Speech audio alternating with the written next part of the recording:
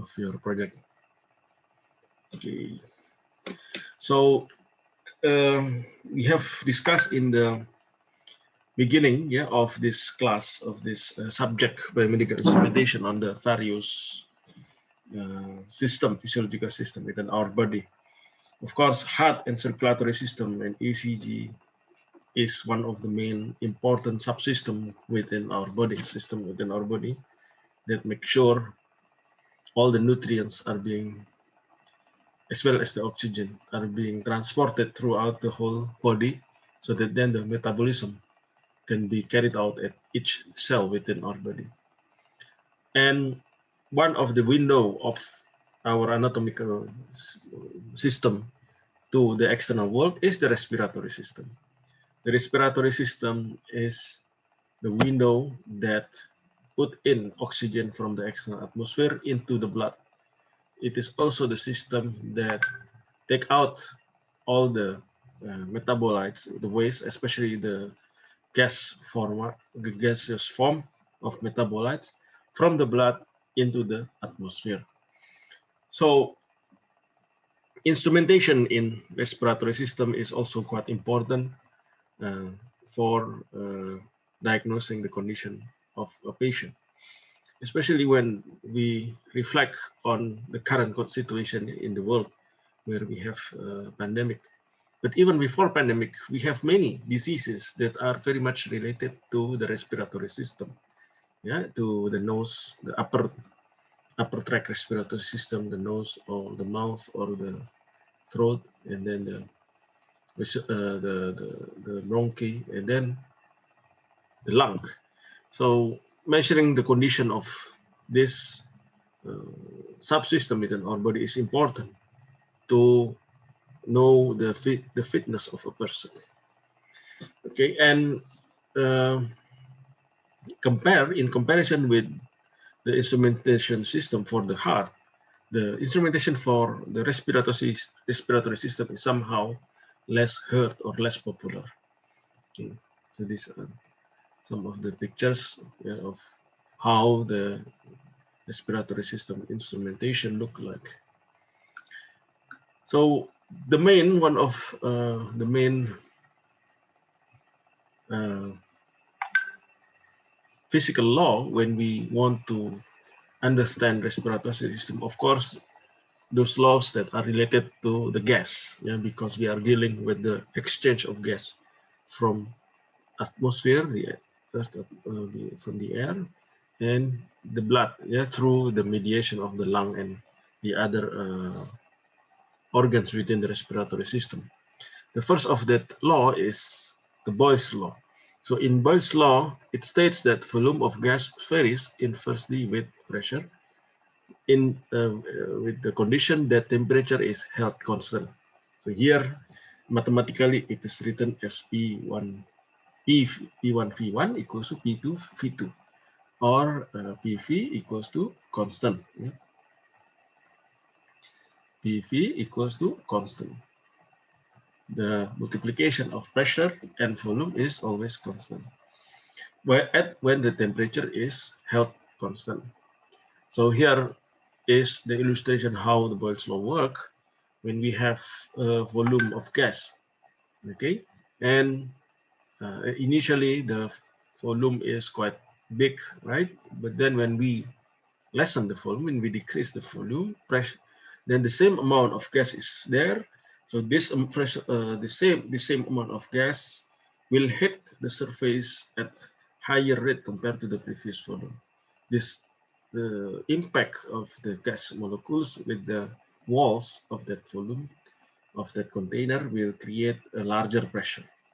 So for example, if the initial volume is 1 liter, the initial pressure is 100 millimeter mercury, and then we reduce the volume to a half liter, then the pressure will increase twice. Okay, the volume is reduced half, the pressure will increase twice into 200 millimeter mercury. The second law that governs how gas behave is the Charles law. This is when pressure is held constant. Yeah, then the volume of gas is directly proportional to the absolute temperature. So absolute temperature means the temperature in Kelvin. Yeah?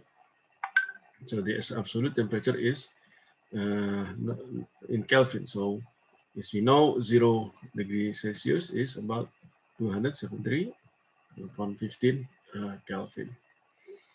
So when the pressure is held constant, then the volume will be proportional to the temperature. What does it mean? So when we, for example, increase the temperature, then the volume will increases as long as the pressure is made to be constant. For example, here we have a piston which can move freely in the vertical direction, and inside there are gas particles, gas molecules at temperature T1. So when we increase now the temperature into T2, then uh, if we make sure that the pressure will stay constant, will be is held constant, then the volume will expand. Yeah, the second part, volume will expand according to the same rate, to the same ratio as the increase of the temperature.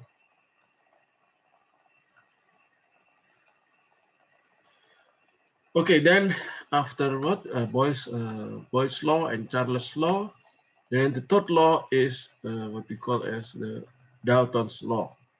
So in the Dalton's law states that the total pressure exerted by a mixture of gases is equal to the sum of the partial pressure of the various gases. So for example, if you have here oxygen at 20.9 millimeter mercury, nitrogen at 78.1 millimeter mercury, argon at 0.97 millimeter mercury, or hydrogen, water vapor, of course, in the gas state, 1.28, CO2 at 0.005. Then the total, when we combine them into air, the total pressure will be 101.3 millimeter mercury. Yeah, this is Dalton's law of partial pressure. Then the next law is Henry's law. If the temperature is held constant, the quantity of gas will go into solution proportional to the partial pressure of the gas. Again, if the temperature is held constant, the quantity of a gas will go into a solution proportional to the partial pressure of that gas. So the gas with the greater partial pressure will have more mass inside that solution. So another law from Dalton, it is Dalton's law of diffusion. Yeah? Gases move down their pressure difference by using diffusion, the diffusional law.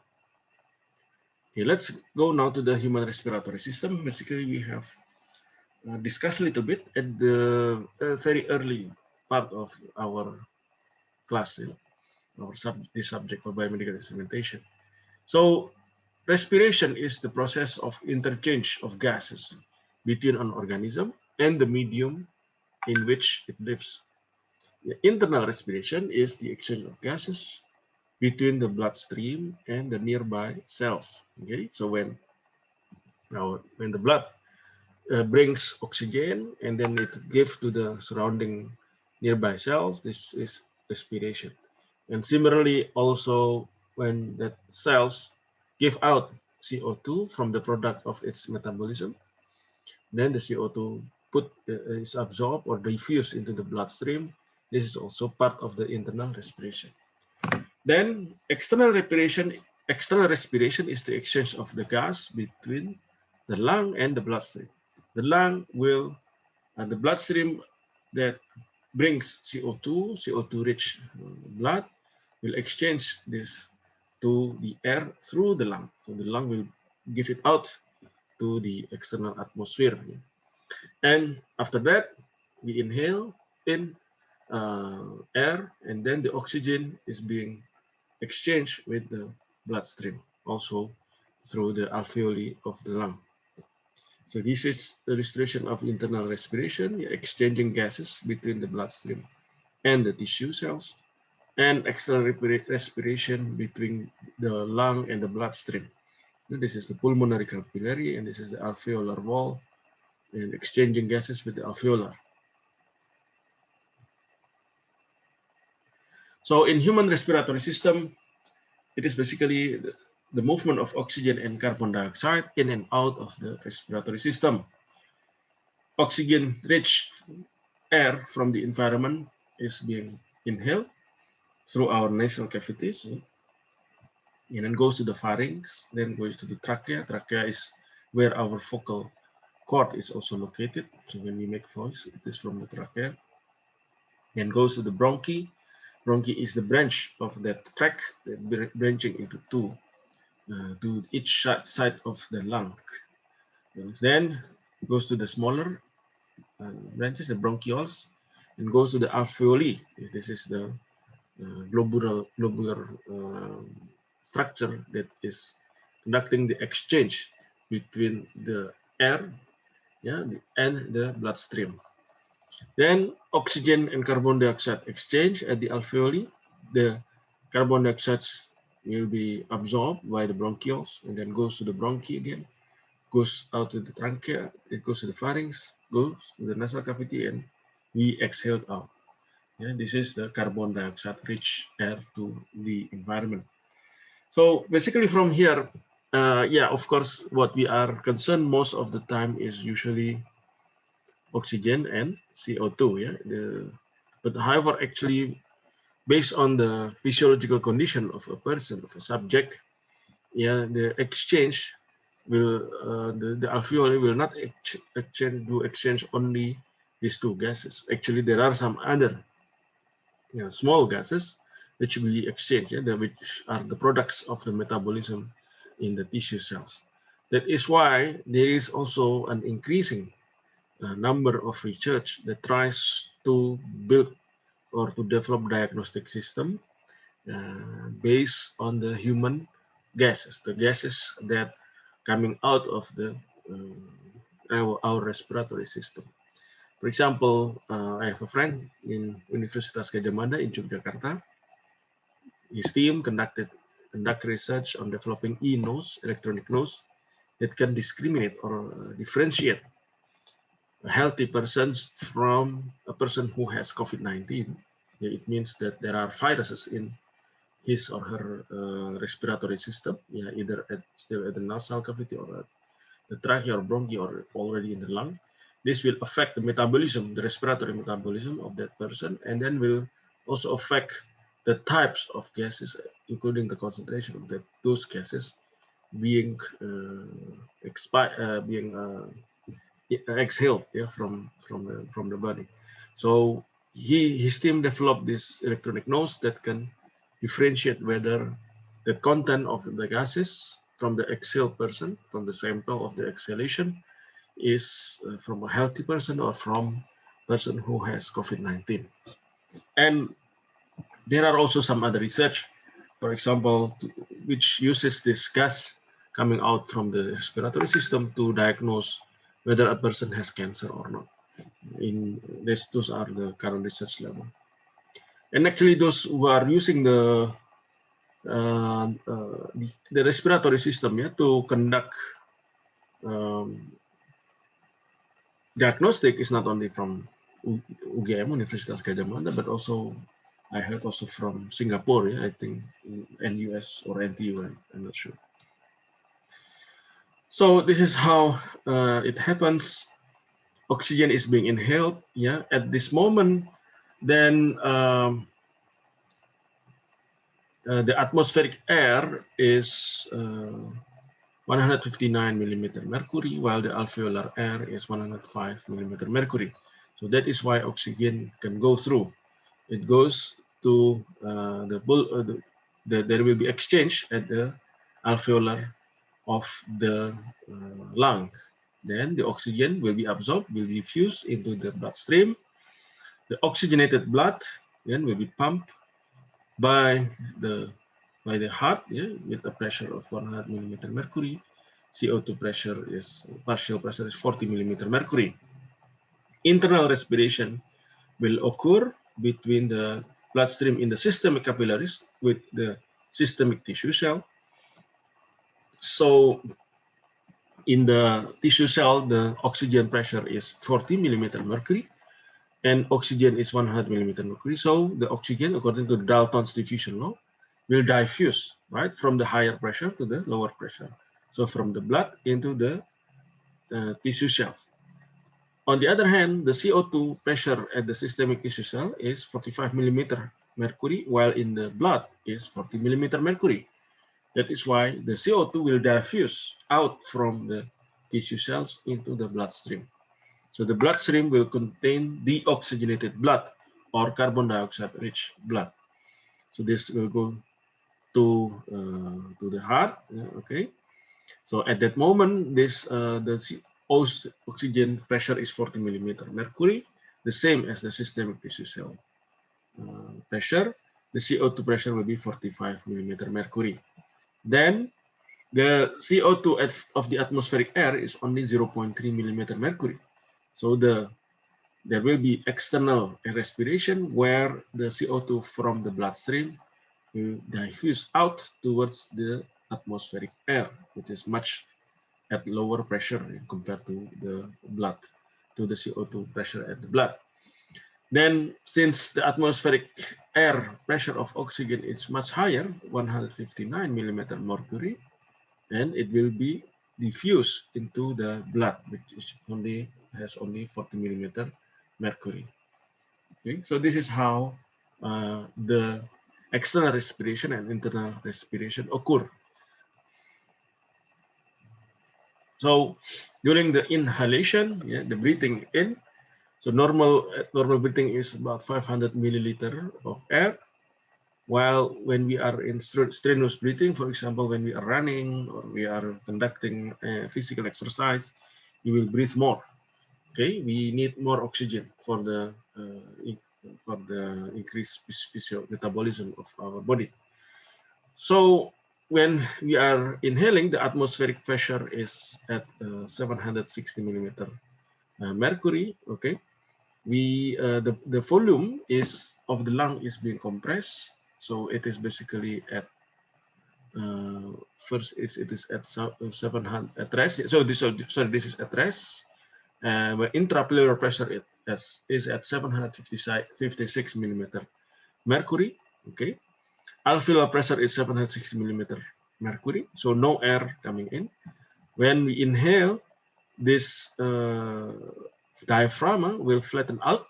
Okay, so the pressure will be reduced. The diaphragm is contracting when you are inhaling, so the intrapleural pressure become lower. Because the volume expanding. Since the volume expanding, according to Boyle's law, Boyle's or Charles' law, I forgot. According to Charles' law, then the pressure will decrease. So becomes 754 millimeter mercury, and the alveolar pressure becomes 758 millimeter mercury. Since now the atmospheric pressure is higher than the alveolar pressure, then air will flow in to the lung. Okay, so the diaphragm contracting or flatten, the lungs expand its volume, lungs pressure will decrease. This is due to the physics, and then inhalation happens due to the different gradient in pressure. During the breathe out, it is the inverse that happen. The reverse process happen. So when inhalation, the diaphragm is contracting, the alveolar pressure and intrapleural pressure are lower than the atmospheric pressure. Then when we exhale out our air, the diaphragm is relaxing back upward, so the volume is being contracted, volume decreases. As a result, pressure increases. Then intrapleural pressure goes back to 756 millimeter mercury, and the alveolar pressure increases to 762 millimeter mercury, which is 2 millimeter mercury higher than the atmospheric pressure. As a result, the air will be exhaled out of the body. Okay.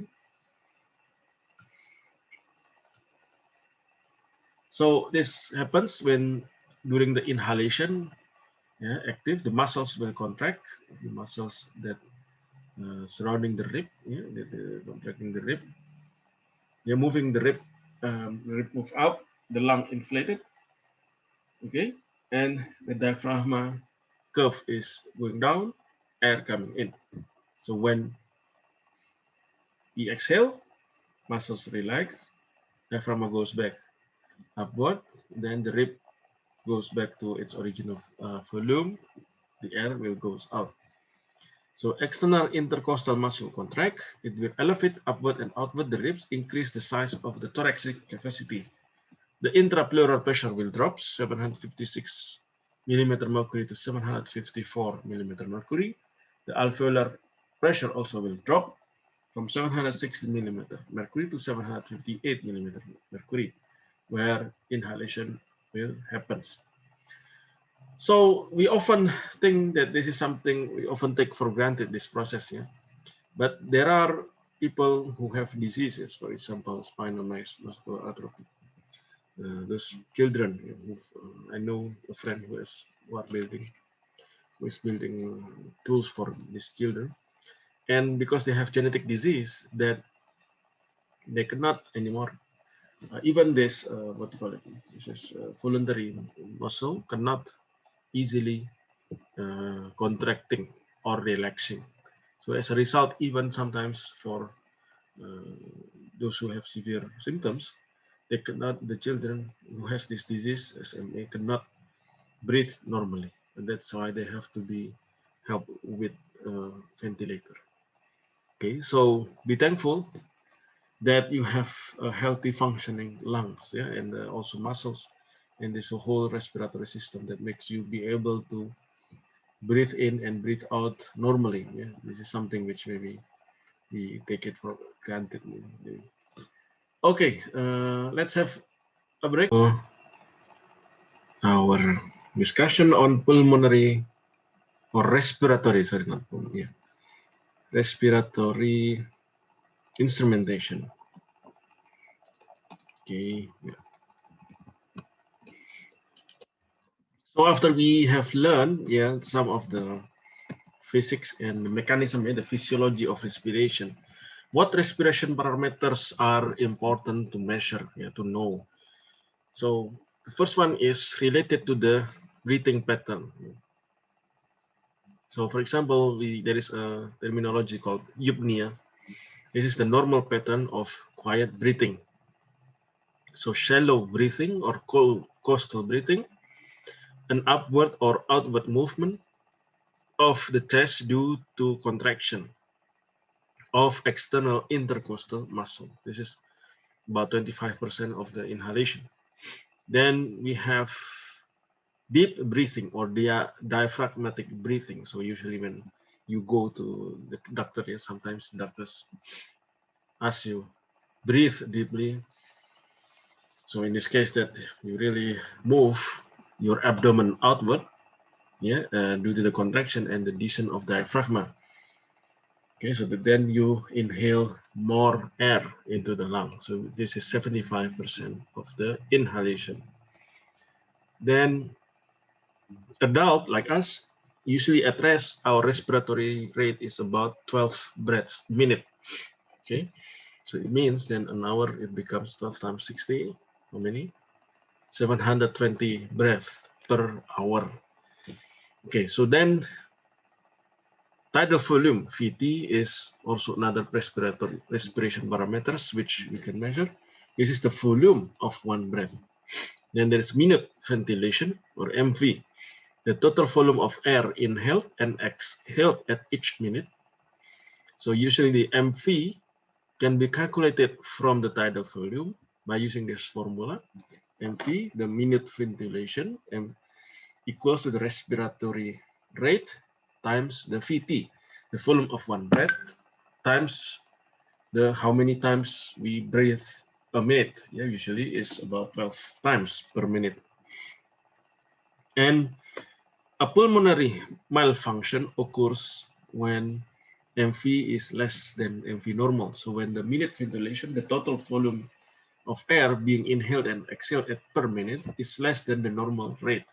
So the normal rate is when it is 70% of the VT of the tidal volume, it reaches the respiratory zone. When it is 30%, So 150 milliliter, the pulmonary will remain in the conducting airways.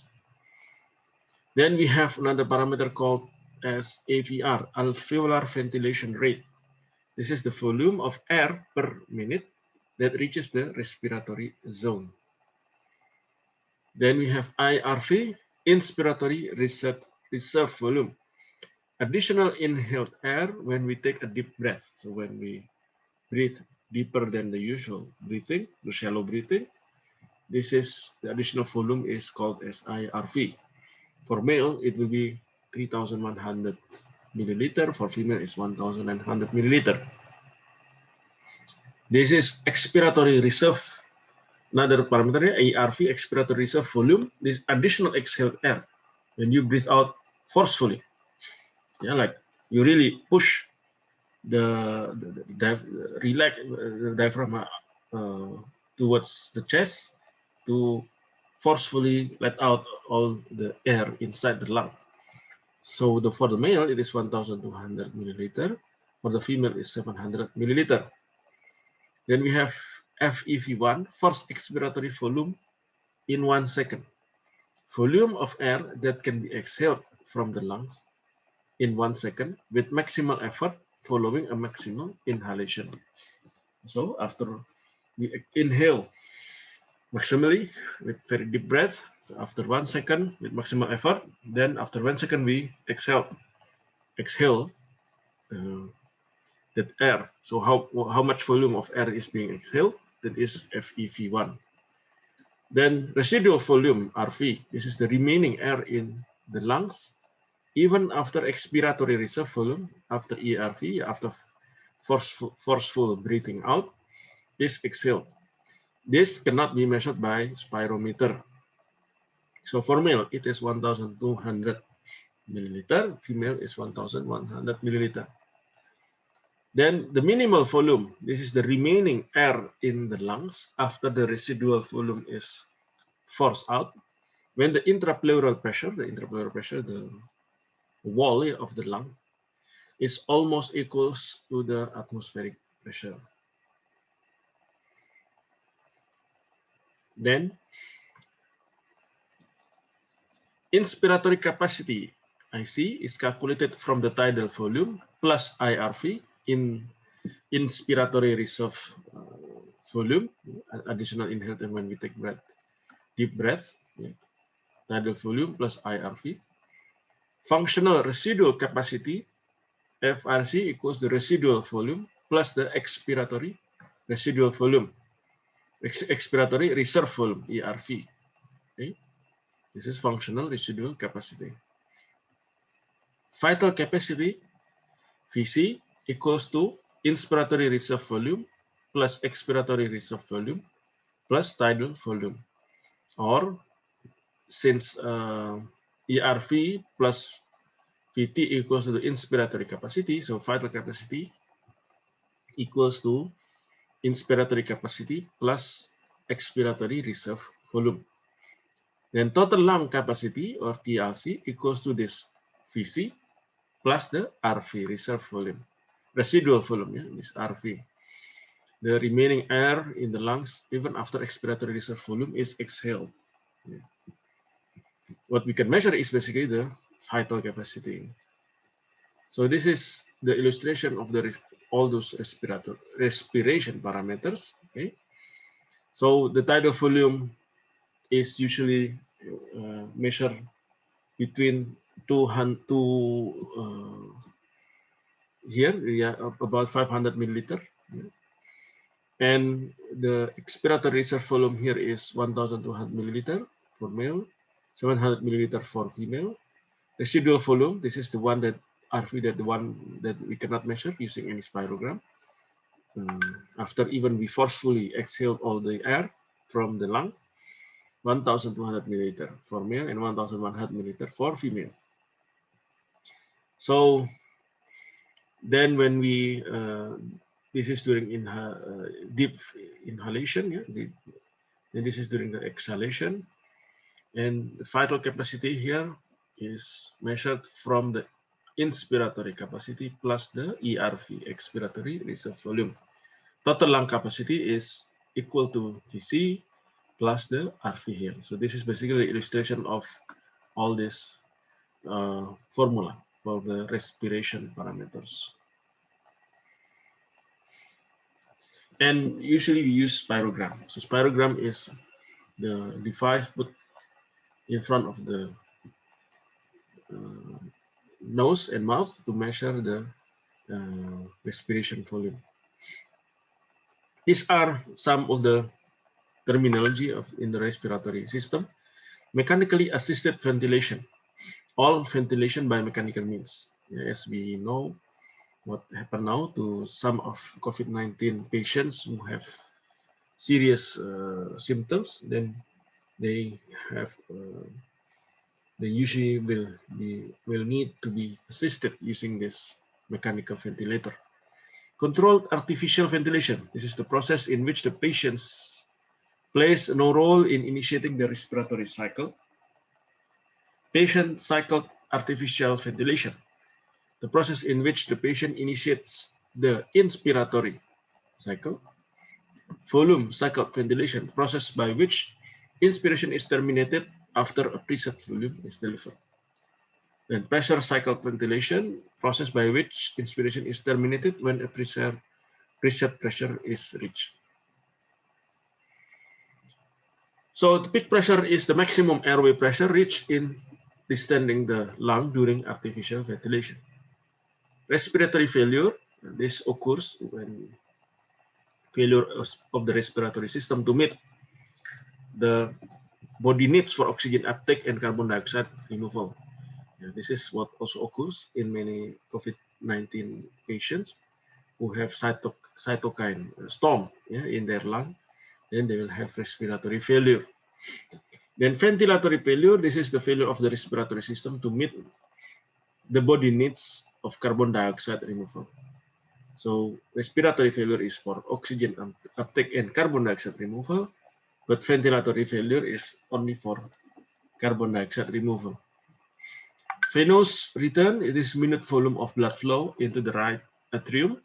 The lung volumes, this can be expressed in different way. It's the TLC, total lung capacity, VC, vital capacity, RV, reserve volume, etc.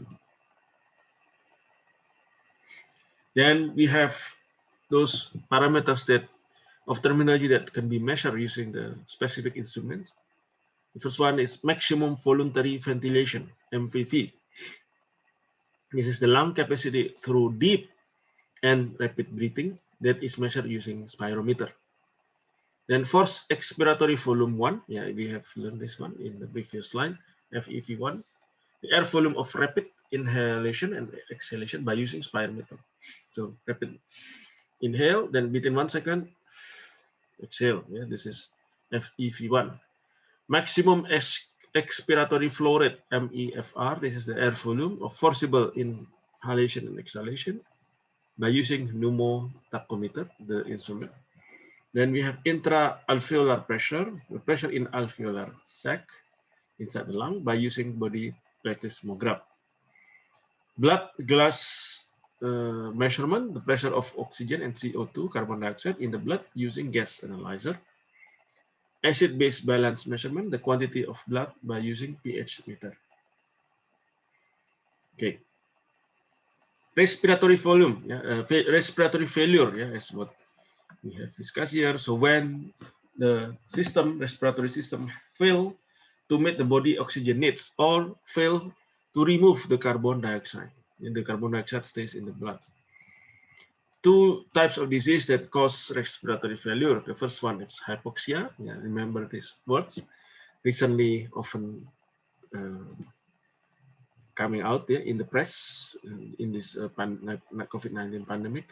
This is when we have low oxygen level in the blood, resulting from improper ventilation.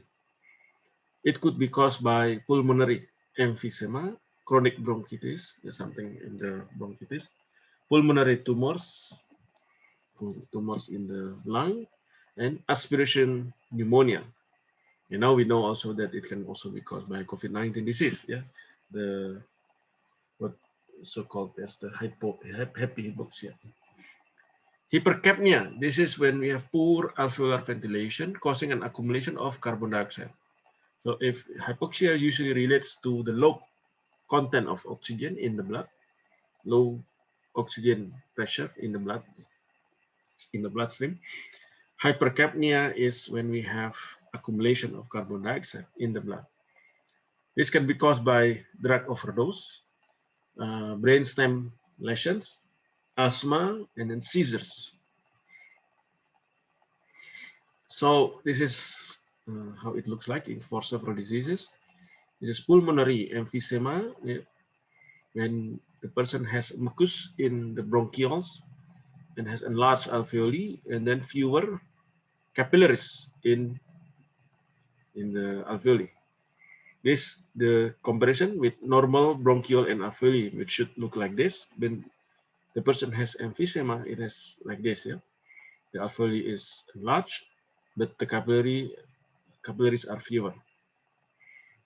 This is with chronic bronchitis. This is normal bronchia. When in bronchitis, you have inflammation in the branches and then also mucus in the wall of the bronchi. Then pulmonary tumors, of course, tumors means here that when you have rogue cells, lungs tissue cells that has maybe mutation or that then grow and replicate uncontrolled manner. Okay, like this. And then aspiration pneumonia here. This is the normal alveoli, how it looks like. When you have aspiration pneumonia, this is how it will look like. So a new layer occurs inside the alveolar sac.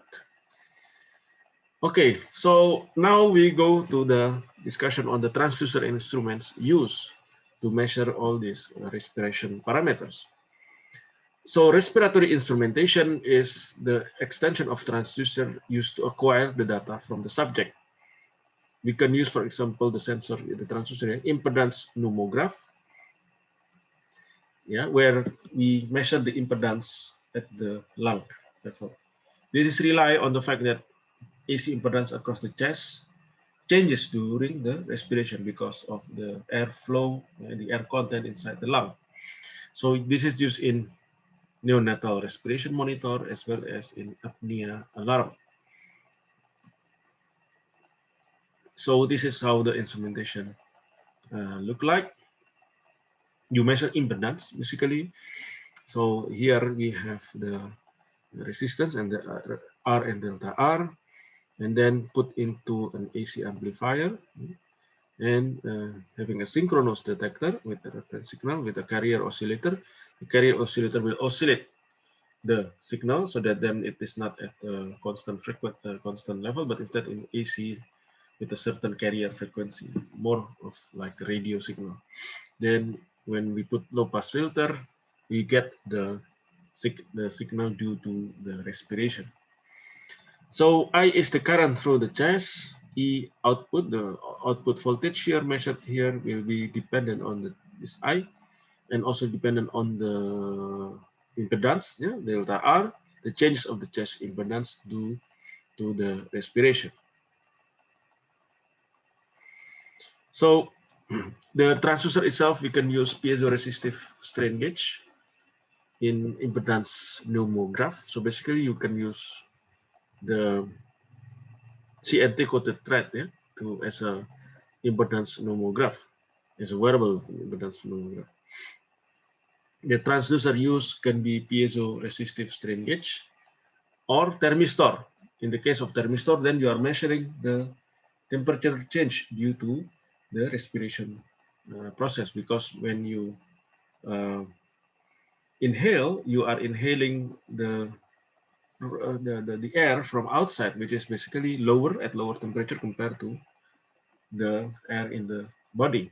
And when you are exhaling, you are pumping out the air inside the lung, which is at body temperature.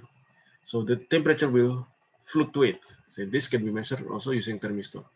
So you can function your sensor either as piezoresistive strain gauge, where you measure the strains or the expansion and the contraction of the chest, or otherwise you can measure also based on the temperature changes. So resistance of the strain gauge will change with the movement of chest as the patient breathes in and out. The strain gauge and thermistor may be used either in half bridge or Wheatstone bridge configuration, okay, where we can eliminate the offset problem. Yeah, remember about half bridge and Wheatstone bridge.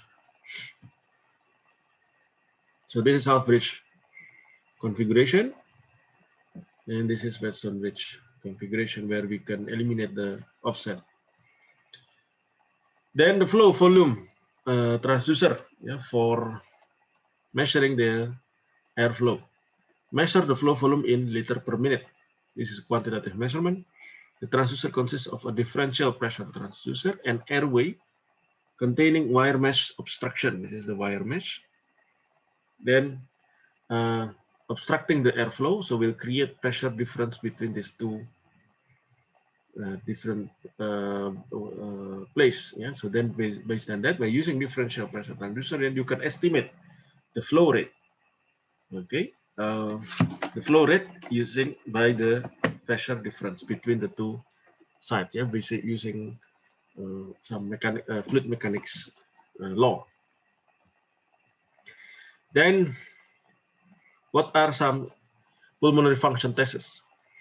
We do this to predict the presence of pulmonary dysfunction, to know the functional nature of disease, either they are obstructive or restrictive, to assess also the severity of the disease, to assess the progression of disease, okay, to assess the response to treatment, to identify patients at increased risk of morbidity and mortality undergoing pulmonary resection, to wean patients from ventilator in ICU. Medical legal to assess lung impairment as a result of occupational hazard. In epidemiological surveys, to assess the hazard to document incidence of disease. Then to identify patient at perioperative risk of pulmonary complication, patient at surgery. PFT, pulmonary function test, usually conducted for patient with age more than 70 years, as a morbid obesity or conducting thoracic surgery, upper abdominal surgery, or has a smoking history and cough, or any other pulmonary disease. It can be done as obstructive disorder, characterized by limitation of expiratory airflow so that airways cannot empty as rapidly compared to normal, such as through narrowed airways from bronchospasms, inflammation, etc. Increases in TLC, total lung capacity, FRC, RV, residual volume. Yeah. For example, in diseases like asthma, emphysema, and cystic fibrosis. Restrictive disorders. So this is when there is a reduced lung volumes or decreased lung compliance.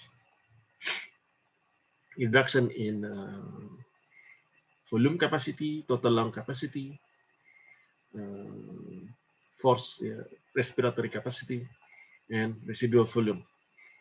Examples are caused by these diseases, interstitial fibrosis, scoliosis, obesity, lung resection, neuromuscular diseases, yes, like SMA, as I have mentioned, spinal muscular atrophy is one of neuromuscular diseases, one type of neuromuscular disease, and as well as cystic fibrosis.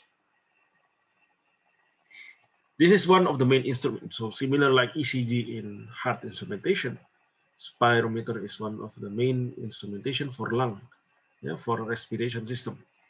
So this device is to measure the lung capacity. It can measure the vital capacity, the FVC, force volume capacity, FEV1, force expiratory volume 1 second, PEFR, but it cannot measure FRC, RV, and TLC. The purpose is for diagnosis as well as for breathing exercise. So it is something like this. Yeah? airflow rate indicator. This is connected to the mouth. The mouth breathe in and breathe out, so then causing pressure difference here. So for diagnostic purpose, this is to measure air lung capacity and breathing rate, used to make preliminary diagnosis of lung obstruction or restriction as electronic spirometer, and the result can be recorded. For rehabilitation or for exercise, it can be used as incentive spirometer to measure the air lung capacity, used for breathing exercise, and mostly mechanical device, but the result cannot be recorded.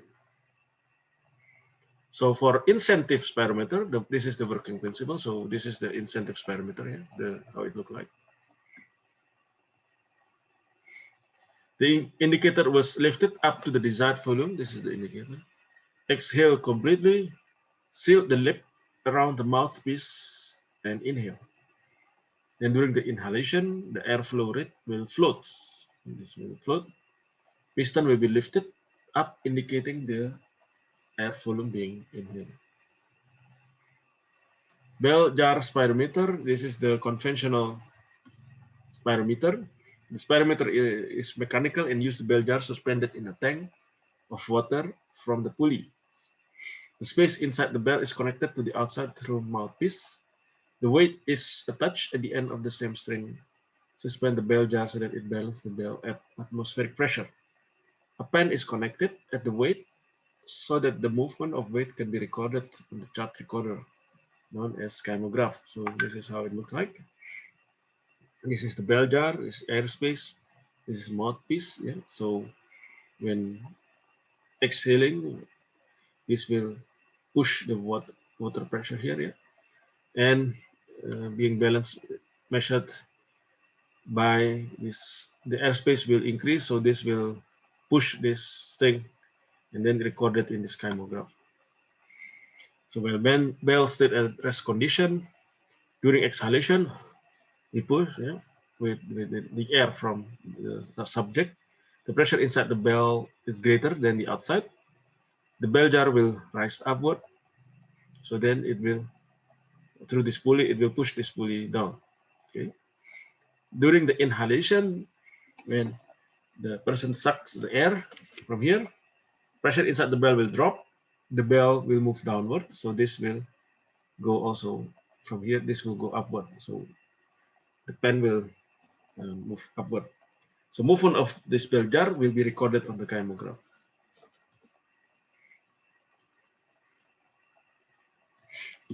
Then the result of a spirometer is what we call as flow volume curve. This is two ways to record the results of flow volume curve maneuver. Flow volume curve is the flow meter measure flow rate in liter per second upon exhalation. The flow is plotted as a function of volume. This is a function of volume. The x-axis is volume. The y-axis is the flow rate. Otherwise, it can be recorded as a classic spirogram. The volume as a function of time, like this. Okay. These are some results of acceptable and non-acceptable spirogram. This is acceptable spirogram. This is when you cough, there is a ripple a little bit here. This is also another acceptable spirogram. When you cough, then there is a spike here a little bit. This is for variable effort.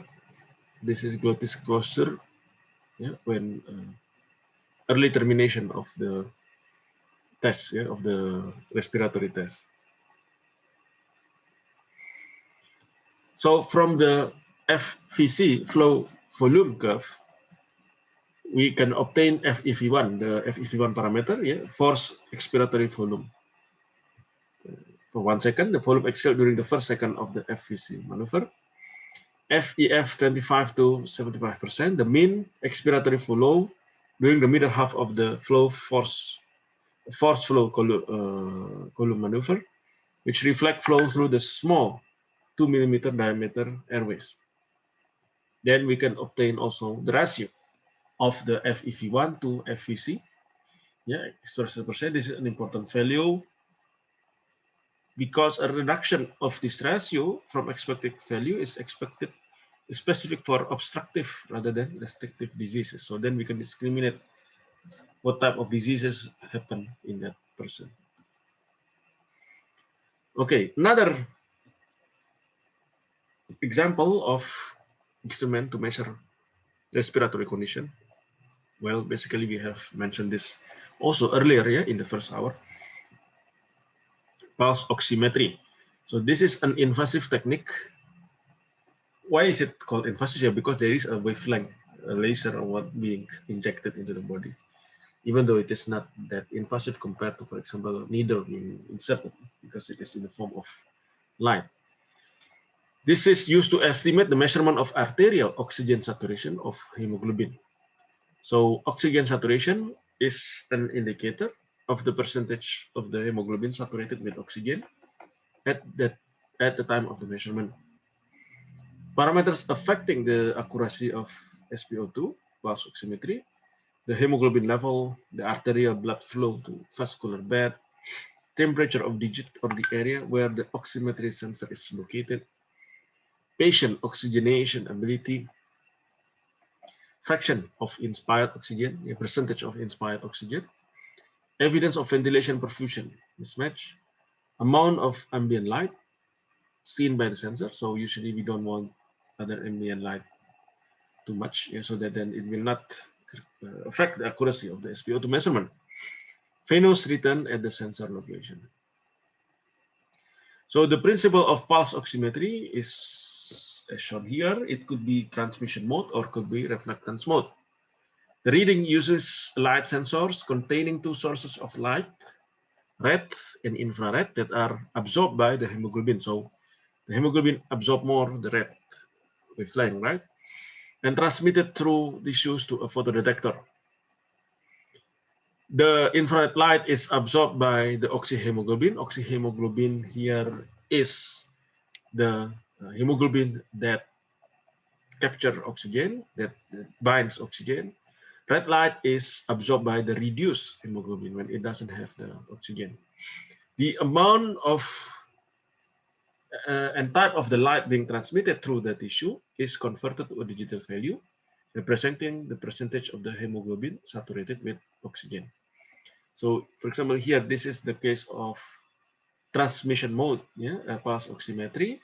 Light emitting diode emits the red and infrared light to the finger, and then the transmission is being detected by the photodetector. Okay, at the finger, like this. This is the principle. Otherwise, we can also use only one side, detect light and detector. So in this case, then we use reflectance mode. So in healthy individual, normally you should have a oxygen saturation value of between 97 and 99%. An oxygen saturation value of 95% is clinically accepted with a normal hemoglobin level. By using the oxyhemoglobin dissociation curve, an oxygen saturation value of 90% is generally equated with a pressure of oxygen of 60 millimeter mercury. Oxygen saturation values may vary with the amount of oxygen usage by the tissues. In some patients, there is a difference in SpO2 values at rest compared with values during activities. Oxygen saturation does not reflect the patient's ability to ventilate. Yeah, remember this. The true measure of ventilation is determination of CO2 pressure, yeah? The content, the CO2 saturation level and in the arterial blood. So this is a different parameter. Sometimes in the case of happy hypoxia, the level oxygen saturation value is already below 95% or even sometimes below 90%, and somehow the subject still can be active, yeah, can normal activities, but actually he is not in healthy condition. If the condition persists for some time, then maybe he will suddenly collapse because actually his tissue is not receiving the normal amount of oxygen from the blood. So this is how it looks like. Many different sensors for pulse oximeter. This is the standard finger sensor, like this. Yeah, could be. This is more of using rigid packaging, while this is more flexible packaging. Wrap around sticker sensor, wrap around silicone sensor. Some technical consideration during pulse oximetry. It is inaccurate if non-pulsatile, so must always palpate the patient's pulse while performing pulse oximetry. So you means that you need to also detect the pulse to check the accuracy of the SpO2. The pulse of the pulse oximetry and the pulse of the heart rate monitor must correlate to each other. So other inaccuracy may be caused by poor perfusion or circulation, by CO carbon monoxide poisoning, nail polish or thicken or discolor nail. So when you want to do SpO2 using pulse oximetry, please wash the nail polish first. So, okay, then we go to the medical gases and safety system. Yeah, this is US standard. Also, this is US standard. This is French standard, compress. Oh, no, not compress, just the international standard. This is FDA standard. Occupational Safety and Health Act, 1970. I think this is from Malaysian standard. And local and state gas agency. So this is how gas are usually being transported into the hospital. Gas cylinder is usually made of seamless tubing, brace or welded, or flat sheets of drawn steel shaped into cylinder. It's very dangerous because it contains high pressure. May result in fire and explosion if being mishandled. So you have to be careful. Marking are required to show spec the pressure of the gas inside the cylinder. Manufacturing marking and mount and year of qualification tests. Okay, so if you later become clinical engineer in hospital and have to check this gas cylinder, please check this pressure, marking, manufacture, month and year of manufacturing and qualification. Then in hospital, we have also piping system where all personnel must be educated everything about the placement and use of the valves. Central oxygen cylinder supply oxygen to specific hospital area through a pressure regulating valve. So usually now the oxygen is not anymore because oxygen is usually used for many different patients inside the hospital. It's not anymore supplied in tanks, but in big hospital it's already being centralized through the piping system. So it has this pressure regulating valve usually near the wall, at the wall, maintaining the pressure between 50 and 100 psi per square inch at surface outlet. Main supply should have shut-off valve and alarm system. Separate station manual or automatic shut-off valve also required. For therapeutic gas, oxygen, so this is essential. So usually any ventilator will require oxygen. Carbon dioxide also important to control the respiration and circulation. Helium, used for respiratory obstruction. Nitrous oxide, this is laughing gas, remember? So used for anesthetic agent, inorganic gas. NO2, or NO. Helium oxygen mixture for asthmatic patient at low density. Oxygen and carbon dioxide mixture to stimulate deep breathing and relieve cerebral vascular spasm. So the safety system is very important in compressed gases in hospital because many gases are stored in compressed cylinder like shown in the previous slide. This standard called as diameter index safety system, or DIS, developed by CGA, Compressed Gas Association, provide interchangeable thread connection. Each connection consists of body, nut, and nipple.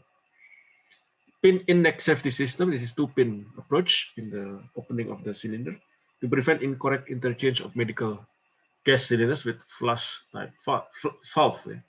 No two incompatible cylinder can be attached together.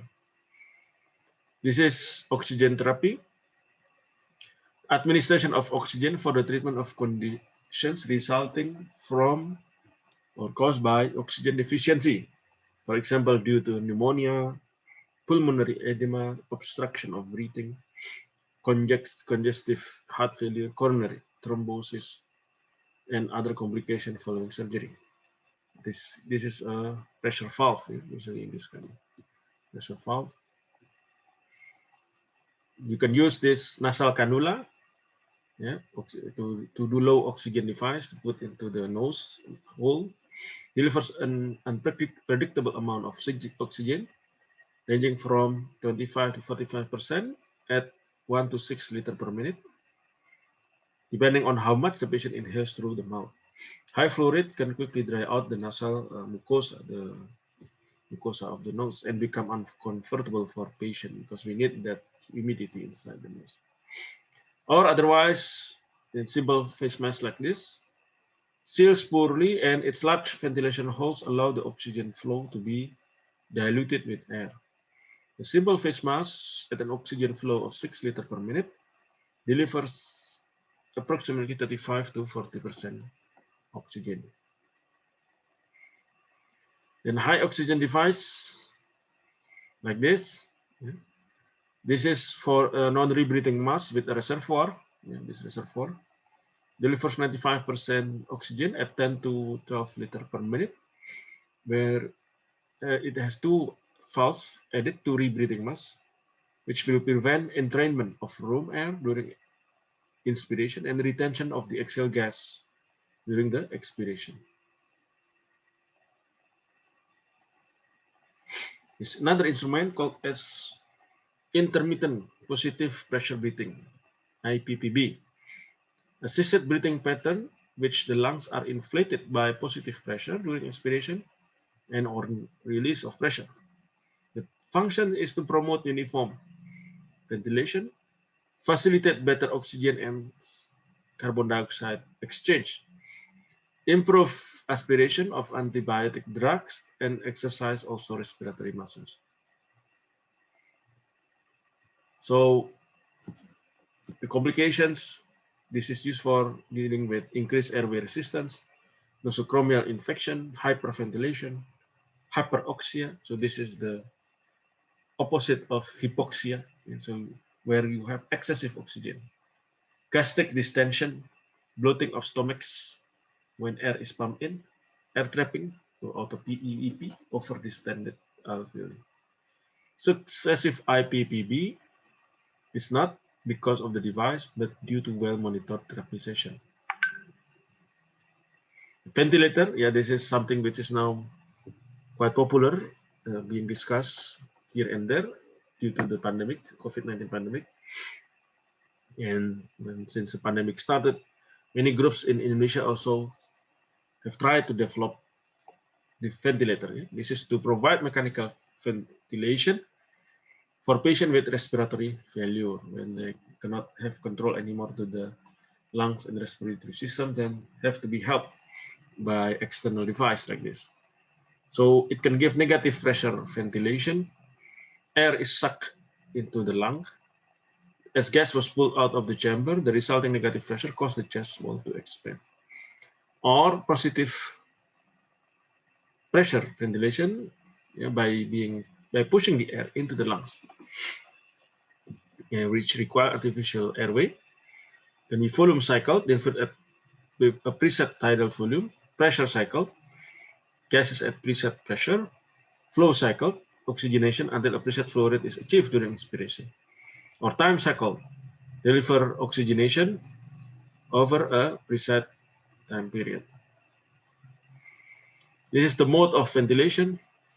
The popular one is this one, PEEP mode for many of the ventilator developed during the COVID-19 pandemic. Positive end expiratory pressure used as an adjunct to SMIV and CMV to improve oxygenation. SIMV is synchronous intermittent mandatory ventilation, which will deliver preset volume of pressure and preset respiratory rate, but allowing the patient to breathe simultaneously. Or controlled mechanical ventilation, CMV. So all is determined entirely by the machine, the respiratory rate, the tidal volume, the inspiratory and to expiratory ratio.